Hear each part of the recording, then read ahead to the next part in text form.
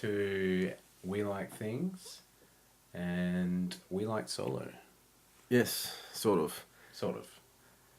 This is the first episode. We'll be your hosts, Jeffrey and Brandon Pereira. We don't look alike, but we are brothers.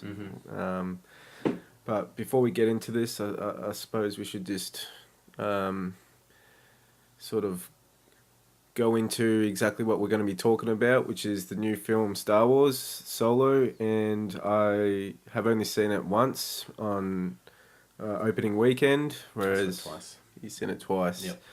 So we're going to have varying opinions across the film and Maybe. Disney and Star Wars. Definitely have to an the extent. same opinion on Disney. Yeah. So Cash Cow, Disney number 3? No, 4. Yeah. Yeah. It's one of the biggest loss for Disney, though. Yeah. It makes me like it even more. Yeah, which kind of makes it a bit more underdogish in a way. But yeah, let's just start off by saying the things I think the good things about the film as opposed to the bad. So we'll start off with the good. What did you like about it? What I liked about the movie was that even though it had changed hands and director, which we all know about, not going to go into any of that, but just basically that Ron Howard took over, and being that he has done one of my favourite fantasy films from childhood, which is Willow, that was pretty... I just found trying to look at the film with that kind of, those eyes that I watched Willow with, sort of, and that kind of made me enjoy the movie, and I found that there was a few fantastical kind of elements with weird creatures and a bit more playfulness than the more serious tone that we've had with The Last Jedi. So that was my major positive about the film. What about you? Yeah, I think the look, the aesthetics that are built for it, aliens and creatures and just a bit of bizarre, went a little bit more out there for it, which was really worked for me.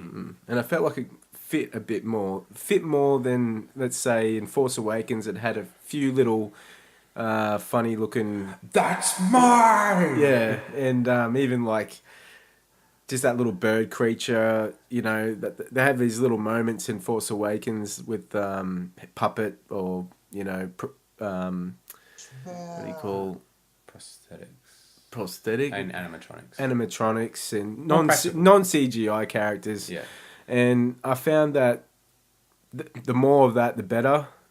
It sort of Makes it gets visually appealing. Yeah, and a bit more hands-on and gritty, and sort of harkens back to more earlier filmmaking, which works best for Star Wars as opposed to the prequel trilogy.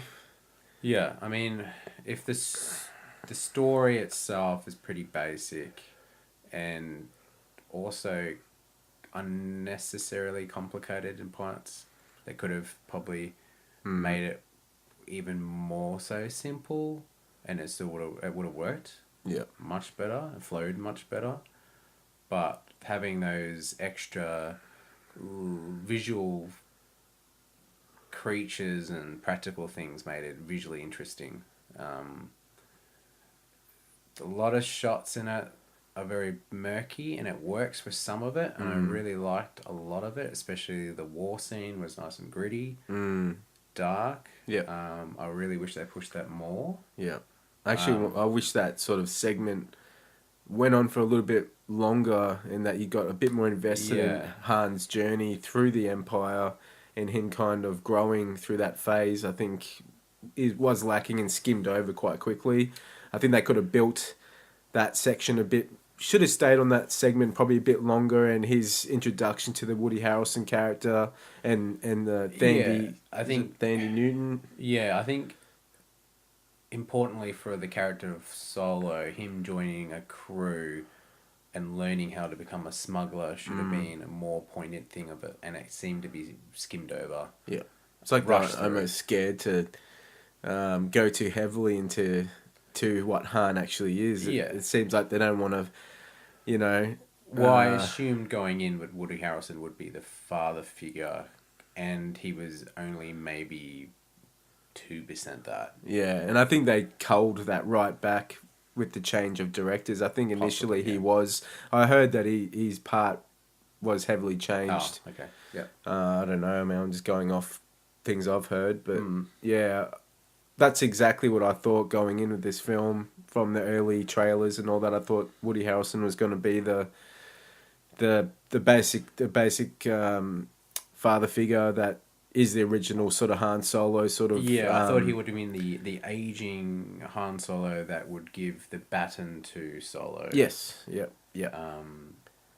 But it didn't really. It kind of did that, but it kind of didn't in a way. Yeah. You could see it. Kind of had there. remnants of it, but it wasn't like full on. It wasn't in your face. It should have been practically that. Should have been the centerpiece of the movie. He should have actually probably been, the main antagonist to an extent, or something there between that close knit group. Should have just been the more function for the film to sort of work around instead of introducing, say, the Paul Bettany villain and. Lady Proxima they had at the start, which lasted only 30 seconds for no reason. Visually cool, and I thought it was interesting, but it was kind of literally pointless. It just got left. Like, it was an intro to the movie, and then that was it. Yeah, you get dropped in to see, this is Solo, he's brash, he's reckless, he doesn't like taking orders. Yeah. So practically the Solo you kind of know already. Yeah. But... yeah, a bit more goody two shoes than what you have known him to be. Yeah. But I feel like that's cool too, because then you see him, he goes to the war. Yeah. And that's when his character should have been a bit more jaded from the war, seeing the war. But they don't do that, they skim over that. You see the war, it's brutal. Yeah. And then he meets up Woody Harrelson and the team. And that could have been executed a bit better. You just see him twirling guns. He's like sick. Yeah. And then they kind of just push through, and you're kind of like, okay, but you're just sort of watching it happen without getting too invested in what's actually happening. And I find that's kind of the most frustrating part about the film was that it has really cool stuff in it. And then it has other parts to it which just feels like, lets it down. Good old Disney. Yeah, good old Disney Formula A. Lando, what did you think of Lando? Well, funnily enough, growing up, Lando was a character, even though he was only in it, the original trilogy for, a little parts. He wasn't a major character, but he did have major sort of part to play in Empire. Not so much in Return. I don't think anyone does in Return, but yeah. Even Han is people return left useless, but don't do anything. Yeah. Basically, it's just Luke. Yeah. Luke anyway, but yeah, Lando I always sort of felt attached to as a character growing up because he was the only non-white character, and whereas you were very much saw yourself as Harrison Ford or Han Solo, and that left me basically thinking, well, I can't be Luke, really, so I might as well just sort of pretend I'm Lando. And I always just try and imagine Lando had more of a character and he was more than just this, what he was. But, I think they did a pretty good job with him. I like Danny Glover. I think he's an amazing he did a good artist, I think he did quite well with the character. Yeah. His introduction's cool. And I almost feel like that should have been it. He should have just cameoed in it. Yeah, I felt like there wasn't much reason to sort of keep pulling him back into the story. Like, he didn't really have much of a... Well, the thing is, like, as we're talking about how Solo's getting roped into a team of smugglers or outlaws, and then they're all killed off, practically, and then they have to make a new team. It seems like, well, they should have just kept one team, and that would have been it. Yeah. And they go seek Lando's. They need the fast ship, and that should have been the whole thing. The heist of trying to swindle Lando to get the ship. And that would have actually been really cool if they sort of exactly what you said. If they skimmed it back a lot and used Lando as kind cameo. of as the cameo, the centerpiece. Like the Darth Maul cameo. So a bit of spoilers here. Yeah, we're way into spoilers. Yeah. I think everyone knows. If you don't know, Too bad, you know. It's not that great anyway. No, but yeah, I think they should have had Lando as like a really major sort of part in the film, but very small. And then as I've heard, they were thinking of turning this into a trilogy, so they could have sort of possibly explored the Lando relationship further down the track. Yeah, I feel like he would be the character to kind of play as he is in when we've seen him in Empire. Yep. His introduction and that, the same thing. Like he's untrustworthy because everyone's playing their cards.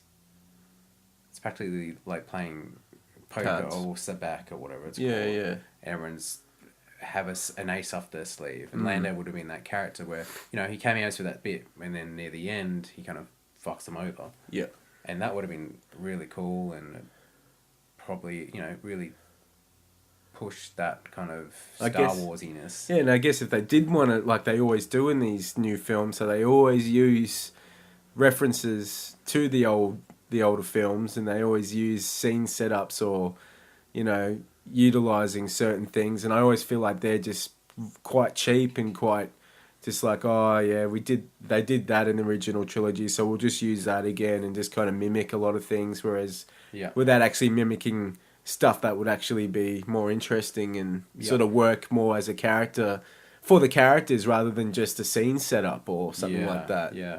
So it would have been cool to even, I don't know, having Chewie as part of the original team as well. Yeah, that would have been even better. Because what did you think of his introduction as? Oh, I didn't really like the introduction to Chewie. I found Bit like clumsy. Well, once again, it's just a reference to him in Return of the Jedi when he's in that little cage again, and which is not terrible, but I found it was a bit lazy and a bit cheap. I found the way I always imagined it, the first time Han and Chewie met was definitely not that.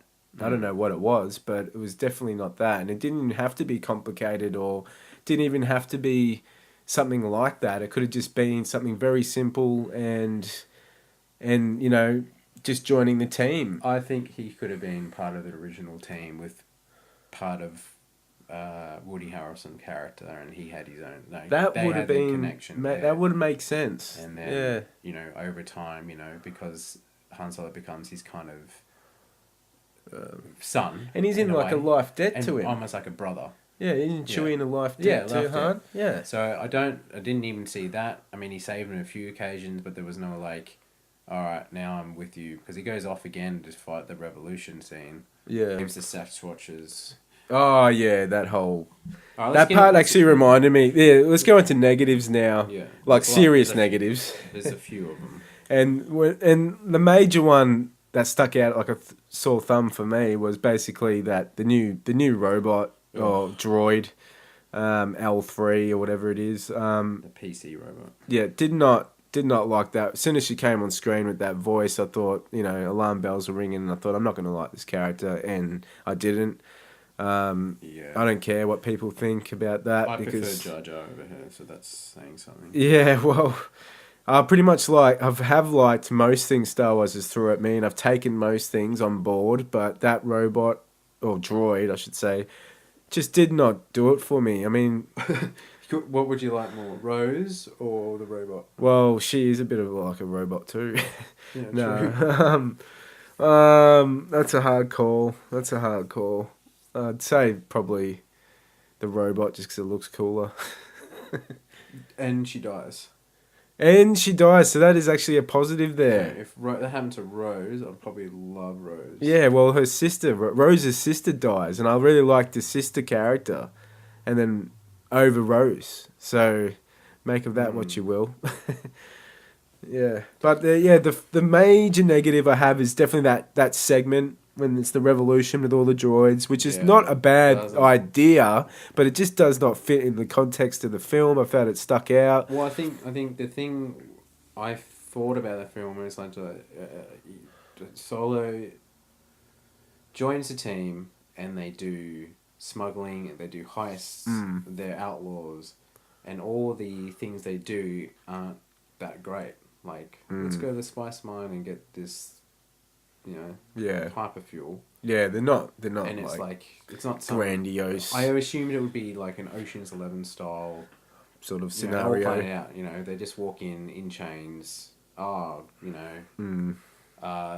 here. Let's trade, and then they go in, and then the robot just destroys everyone anyway. Just starts a revolution, and things just go crazy. Yeah. I was sort of falling out of the film at that stage. Yeah, I was waiting for that scene to tick over. And because you've seen the trailer, you're like, okay, well, when do they go into the spice? That's what I was waiting for, just for when they get into that. The spice. It's Maelstrom? Yeah, the Maelstrom, sort of. That's the segment I was waiting for, and I was just hoping it was coming up quickly. And what did you think about the Maelstrom? Well, just before the Maelstrom segment, I was almost very exhausted by this point because I had two guys talking right next to me throughout the whole movie, which basically pulled me out the whole movie, and I ended up telling them off, which might sound a bit gay or stupid of me, but I couldn't.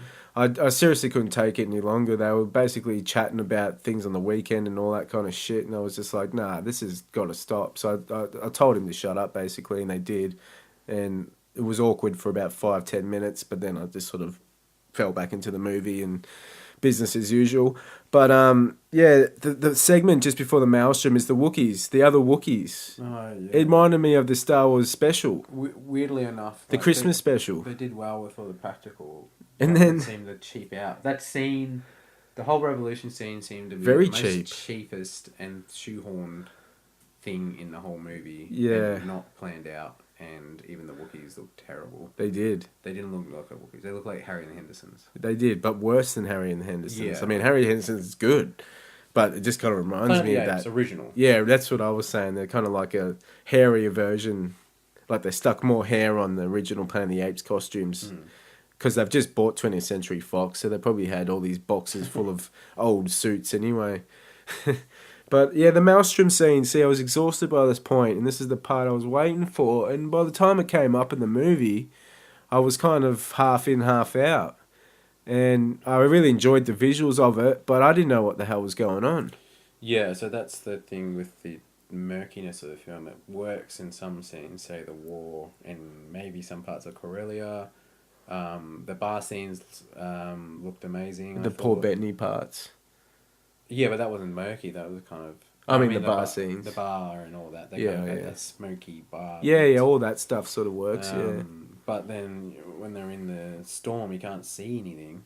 I was just like exhausted at that stage, and having that come in at that point, I felt like I was on the decline of my attention span, which is probably not a good place to have such a exciting moment. Should have been...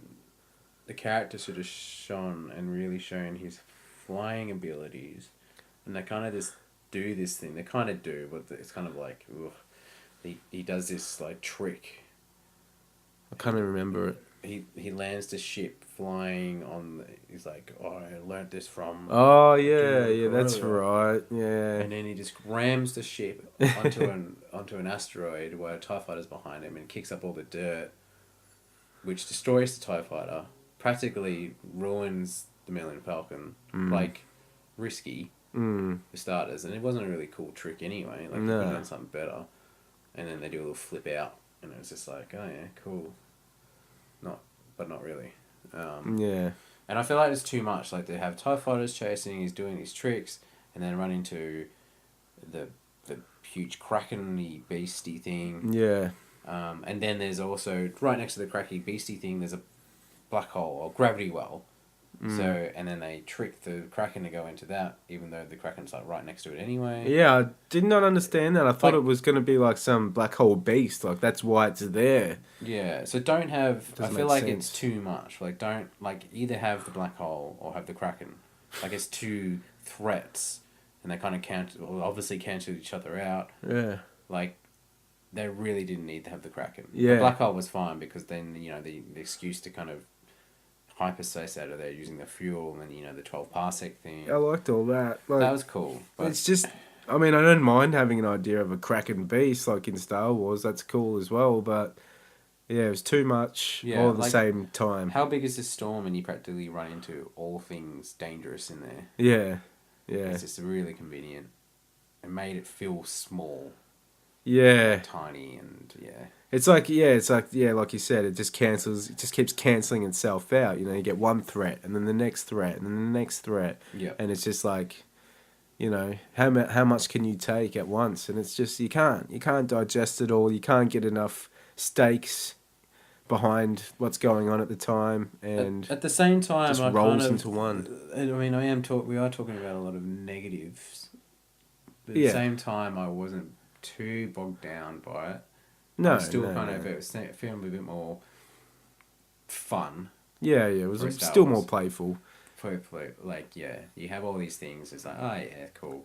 I'm enjoying this enough. Well, we grew up reading a lot of the Star Wars comics, and That's what I reading kind of, the books and it novels. felt like reading you like did, one of the old school. and that's what it felt classic like. Yeah, so- even the more teen Star Wars books, novels that they had released, or the crazier cosmic comics that they had brought out, it had a lot of that sort of in there, and that's what that's what I was saying. It was a lot more playful. You know, those Willow kind of fantastical elements in it. I found like those things were the things that made it more interesting than say what Rogue One delivered and Force Awakens and Last Jedi and the prequel trilogy. I think all of those are sorely lacking that playfulness. You know, I don't know, yeah. So what about Paul Bettany and I Crimson like Dawn? Yeah, I like Paul Bettany as an actor, and I like most of the stuff he does. But to be honest, He's useless in this. he's useless, and you know he's going to be useless. You know he's not going to do anything. I didn't feel any threat. From him No. whatsoever. I mean, people get behind him saying, he did a wonderful job, and he was a good villain, and all that. And he wanted to play a villain apparently, and he was happy to do it, and which I'm all for. I like that because him playing Vision in the Marvel movies is okay, but yeah, the whole dynamic. I of prefer her him as and Jarvis. Paul- yeah. What's Daenerys? What's her name? Oh, Targaryen. Can't remember her name. or whatever. It doesn't matter. Kira with a Q Kira. or something. So I feel like her character was a complete. Yeah, we waste better in it not as well. shun away from her. Yeah, she's just there. Love interest, meant to be a femme fatale, but not real. She wasn't. Nothing was really explained to what she did after she. Yeah, there's left no on- development. Yeah, It's nothing. just- And then she's like, turns out to be, you know what? She's I got wanna a be bad tattoo. guy. Yeah, Kills Paul Bettany. Kind of does the double cross. Han Which Solo. is Still kind of likes exhausting. Han Solo, but at the same time she's like, no, well, I'm a bad guy now. yeah. It's just like what? So, and then joins up with the big boss now, revealed to be Darth Maul, ridiculously doesn't make any sense. Yeah, I just found that a bit. You know? It's all a bit too convenient. Yeah, it's just absolutely. I feel like that's like the most Star Wars fan service I've ever seen. It's definitely a big note by Kathleen Kennedy there, or whoever it is, the board. Yeah, let's really get the people pumped. Let's just stick some random character that really doesn't work. This is going to win some people over, so let's just put it in. Yeah. So I think it would have been better if that was maybe something that connected, just like how they did with the dice all through it. They're trying to connect the other films. Have Snoke or some character that's going to really resonate and connect all the other films Yeah. that are coming out of canon right now. Not keep hey, remember this guy? Remember this guy? Hey, You remember this dude? thing? Remember This that thing? thing? So yeah, that was. You guys liked him, stupid. didn't you? So have some more. And then don't forget about the Marauders. Oh yeah. Because we're gonna wrap up to the ending of the film now. Basically, the last part. Oh yeah. After. Sorry, we already were talking about the ending, but the Marauder part, and So they're it's just more threat through the movie, and I originally thought they were going to be Mandalorians, which I thought was quite interesting. Yeah, I was going getting in. excited, thinking, You what know, are these guys gonna That's be? why maybe know- there's some connection between Han Solo and Boba Fett. And I They had know each other, so I thought that might have been some kind of little connection there. yeah. And they were cool at the start. I'm like, yeah, I'm digging these guys. That's what I was thinking. The Mandalorian thing with Han Solo and Boba Fett. There was always that thing there. But I was also it also reminded me having the bikies of Shadows of the Empire. Oh yeah. You know, that sort of thing with the bikies and all that sort of stuff. And that's always been a cool thread in Star Wars, but they didn't capitalize on these characters. Once again, they're just there and then turn into... the other random twist that I was putting twists in. Because. Yeah. It's like, oh, she's a young girl. And they're starting a rebellion. Oh, look out, rebellion. So are they the budding beginnings of the rebellion, or what's going on there? Like, I think I think that's what there's. Is that what they're implying? Implying that that's the rebellion. Is that the start of the rebellion, like the actual alliance? Like, to me, that... I don't know what that means, because to me, the alliance and the rebellion comes from, you know, much higher places than, you know, simple marauder types that are just, you know, starting a little revolution on, you know... At least the only redeeming factor is that Warwick Davis is there. Yeah, that's a big plus. But they don't. Yeah, they should give him more. He should have been the main guy. You know, he should have taken the mask and then also stilts, and then the main boss is Warwick Davis, which would have been sweet. I would have loved that. Well, what a twist! They should have just had bloody Willow as, you know, as a part of the original crew with Han Solo. Yeah, that would be good too. Instead of the four-armed monkey man. Yeah, four-armed monkey man. CGI for no reason, and then they kill him off, and it's like. Okay, you spent all that money for that. Voiced by Jon Favreau, another Marvel, Disney. I like Jon Favreau, but, you know, whatever. Yeah. He must have done it for really cheap money or something. I think he's directing one of the movies. Well, I looked into it, but there's nothing official just yet, but I'd say he is probably lined up for something. Anyway. So, yeah, that was kind of a silly scene. The standoff just before it's revealed is cool. I really enjoyed that. That had really westerny. Oh yeah, the standoff's good. Anything that's westerny.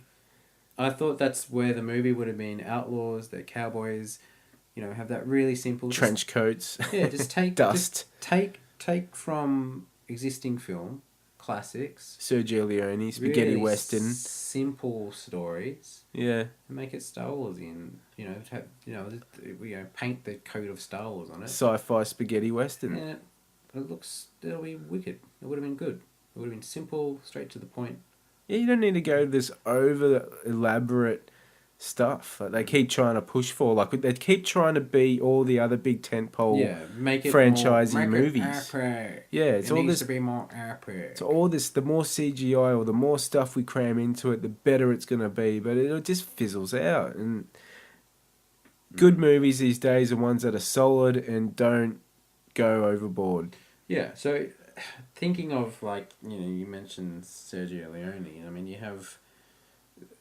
The Good, the Bad, the Ugly. You could have had a scene like that, like a movie where that you have a few different elements of people. Han Solo, you have Woody Harrelson's character, and almost like the Good, the Bad, and the Ugly. Yep. Another character, whatever. But perfect. The civil wars behind it, and they go to war. They're thrown into that. They're thrown into prison. Yeah, you could have done really something that like similar. Yeah. Or a flavour of that. A strong flavour of that. Really, really would have worked. I reckon. A good framework for the rest to all. I mean, all these good movies are there, but they seem to jumble all up and try and make something new, but also rehashing about 40,000 other things for some reason. Crowbarring all this other stuff into it. Make sure you put enough female strong, but PC characters. You can still have female strong characters, but they need to be good. Yeah. I feel like they're just throwing them in there because they need to be in there. Yeah, now it's like forced. Yeah. Forced Awakens. Yeah. So, yeah. Anyway, so the end is whatever. Yeah. I can't even remember how it kind of ends. Well, they go to the yacht. Han Solo makes a deal with the Marauders. Yep. He's going to do the Woody Harrelson's character's like, I don't want to be part of this, and just walks off into the sand. That's right. And he's like, oh yeah, cool. See you later. So I wonder what he's going to do. Go for a walk. And then they go there and they do this thing where they do this deal with Paul Bettany's character, except Paul Bettany knows that they're going to double cross because, oh, look out, surprise twist. Woody Harrelson's double crossed him and told Paul Bettany But then Solo already knew about the double cross, and then he prepared that, and then there's like the soldiers, or Paul Bettany's characters is attacked by the Marauders. Then he's got the winning ace up the sleeve there, knowing that Woody Harrelson will now turn on Paul Bettany, take the hyperfuel. Doesn't kill anyone though, conveniently. And then there's boss battle with Kira, Paul Bettany, Han Solo, where Kira does the double cross, where she looks like she's going to kill Solo, but kills Paul Bettany. And then double crosses again by saying, "Yeah, I'll catch up with you." See, my brain just checks out at this stage. Yeah, it's just too much. It's way too much. And then she, calls Darth Maul and then leaves. Where Han Solo goes, and he does the one other good thing I like is the, Han shot first, shoots Woody. Harrelson. That was kind of cool. But, Yeah. I feel like that could have been like the real staple where he becomes Solo. Shooting, taking action, kills his father figure, but obviously, that's all lost because it's not developed to the maximum. And then the end is, Solo goes to the Marauders, and she's like, you could be a really good guy. And he's like, nah. Thank you. I'm good. And she's like, well, maybe one day. Wink, wink. Yeah. He's like, yeah, let's go, Chewie. Yeah, and that's basically it, isn't it? Well, they fly to where Lando is. They find where Lando is. Oh, yeah. It's the last Sabacc game where he wins. Blah, blah, blah. Gets the Falcon. And everything's like tied up in a neat little bow. Like, he could have left that out. He doesn't need to have the Millennium Falcon at the end of this. If they're going to do more, supposedly, yeah, leave the Falcon, the next MacGuffin. Chase down the Millennium Falcon in the next one. Whatever. But yeah, so overall, music though as well. I would say musically, it's not great. I don't really remember too much. There's some weird, forced Star Wars themes in it. The only one I like was apparently the Han Solo theme,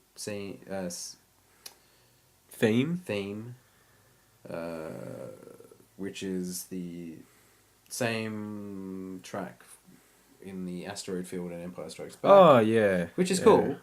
I really wish they pushed that through it though. Could have been really swashbuckly. Yeah. The rest of the music's really drolled out, and then they have some weird vocal cues for the Marauders, which I thought really didn't work with the rest of the... Because they stood out massively like a sore thumb, and I'm like, oh, okay, interesting, but kind of doesn't fit. Yeah, I found the music to be a bit so-so, like most movies these days, especially Marvel films, and all the Disney Star Wars movies. I feel like they're really lacking innovation in that department, or they're just too scared of pushing the envelope. Yeah, just find some cool themes and play it. Yeah. Star Wars, that's what it's all about. Strong Explore the soundscapes. Character themes. I found like they get very, very... They have to play into these typical kind of... Doldrum, and then they just squeeze in the Star Wars theme song. Yeah, like I'd never listen to these really by themselves like I do with, say... good soundtracks or the original Star Wars or that's a given, but even the prequel trilogy has some really good moments in the music. I'd even go as far to say the music in the prequel trilogy far outweigh most of the new stuff that we've had. Yeah, that's good. It was good. If there's one positive about the prequel trilogy, it is that like John Williams was still on his game at that stage. That and Anakin Skywalker's Hayden Christensen's acting. Or Jake Lloyd. Oh, Jake Lloyd. But we shouldn't say that because he gets enough shit. Yeah. But, cool. Is that a wrap? Are we wrapping up? I think we are. Donnie Glover wrapping it up.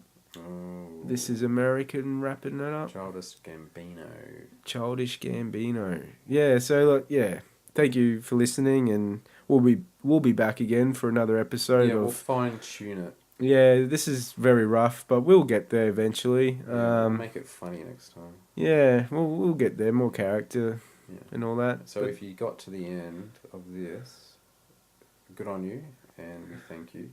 Yes, we thank you very much. Aren't bleeding. Yes. Or if they are, that's cool too. Well, at least we achieved something. Yeah. Thank you very much. Have a good night or good day, whatever it is. We'll see you next time. Ciao. Bye. That's mine!